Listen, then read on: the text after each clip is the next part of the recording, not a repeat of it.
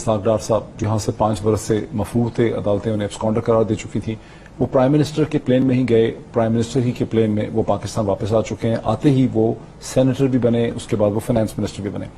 ایک عام انڈرسٹینڈنگ یہ ہے کہ ان کو اس لیے لایا گیا ہے کہ وہ آپٹکس کو امپروو کریں گے،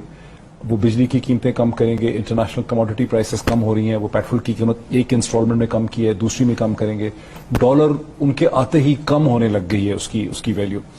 اور اس کے بعد آپ کا جو سارا آرگومنٹ تھا کہ الیکشن اس لیے ہونے چاہیے کہ پاکستان کی اکانومی برے حالات میں، اس آرگومنٹ کو ختم کرنے کی کوشش کی جا رہی ہے، بیکاز آپ نے جلسے آفٹر جلسہ یہ کہا ہے کہ مجھے خود اتنی پریشانی نہیں ہے، میری پاپولیرٹی میں اضافہ ہو رہا ہے، لیکن پاکستان کی معیشت جو ہے وہ افورڈ نہیں کرتی، تو وہ پاکستان کی معیشت کو ٹھیک کرنے کے لیے آئے اور آپ کا بیانیہ کمزور کرنے کے لیے آئے۔ دیکھیں موہت، پہلے تو صرف اسحاق ڈار، مریم، نواز شریف، ان 3 کے اوپر میں بات کرتا ہوں، کیونکہ ایک تو جو NRO ہے وہ جس طرح میں نے شروع میں کہا سارے اب بچ گئے، انہوں نے قانون ہی ایسے بنا دیے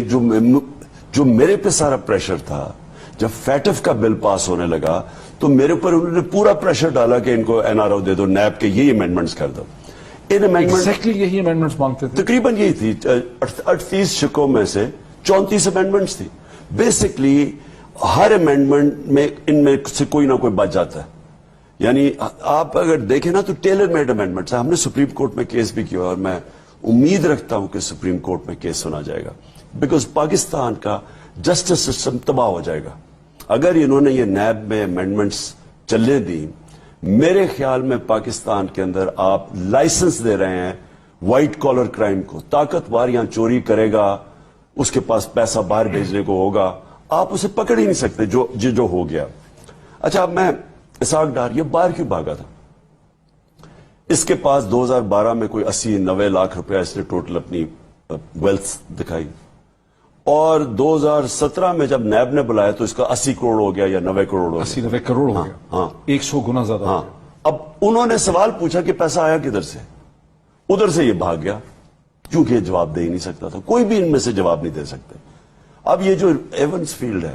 مجھے یہ بتائیں، لندن کے جو سب سے مہنگے علاقے کے اندر آپ کی 4 اپارٹمنٹس ہیں، ساری دنیا کو پتا ہے وہاں ڈیمونسٹریشنز بھی وہاں ہوتی ہیں۔ اب یہ کون فیصلہ،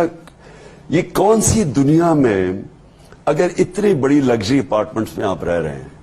اور آپ سے سوال پوچھیں کہ جناب آپ بتائیں پیسہ آیا کدھر سے،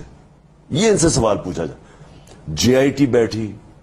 عدالت کے اندر، پتہ نہیں کتنی دیر یہ کیس چلا گیا، JIT بیٹھی، ایک دفعہ انہوں نے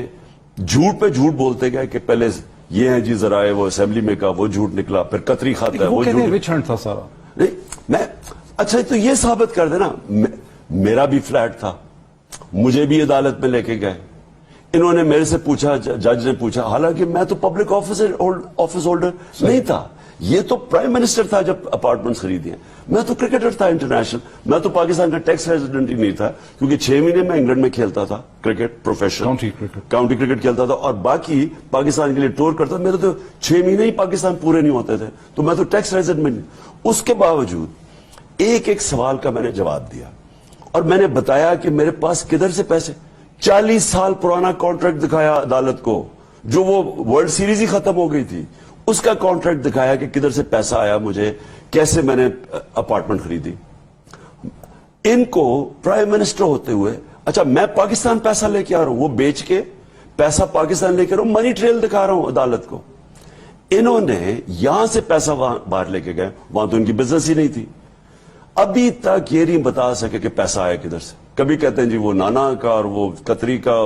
اس کا باپ تھا، وہ دونوں مر گئے ہیں۔ میاں شریف صاحب وہ کہتے ہیں انہوں نے خریدے ہوں گے، ہاں وہ کہتی ہے، اچھا تو میاں شریف کے ٹیکس ریٹرن میں ان کے دیکھ لیں انہوں نے کتنا ٹیکس دیا، تو یہ کہیں بھی یہ بتا نہیں سکتے کہ پیسہ کدھر سے آیا۔ اب جب آپ نہیں بتا سکتے تو اصولاً تو اس کے اوپر آپ کو یہی سزا ہو جانی چاہیے، کیونکہ مجھے تصور کریں کہ کسی بھی ملک کا پرائم منسٹر، ڈیموکریسیز کی بات کروں، وہ اپنے ملک سے باہر اربوں روپے کی پراپرٹیز لے لیتا ہے اور اس کے بتا نہیں سکتا، اس کے پاس کوئی لیگل طریقہ نہیں وہ خریدے گا،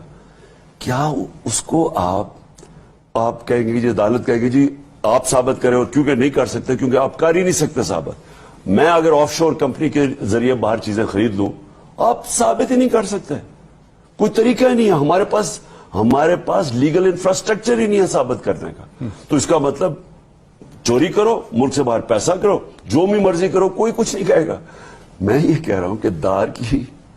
دار جو واپس آ گیا وہ اتنا ڈرپوک آدمی ہے, یہ اس کو جب تک گارنٹی نہ ملی ہو یہ آ ہی نہیں سکتا تھا واپس. تو پھر گارنٹی کس نے دی؟ آپ سوچ رہے کس نے دی ہے؟ کون گارنٹرز ہو سکتے ہیں جس کی وجہ سے, کیونکہ وہ اتنا ڈرپوک آدمی ہے, جب تک کوئی بڑی طاقتور گارنٹی نہیں ملی وہ آ ہی نہیں سکتا.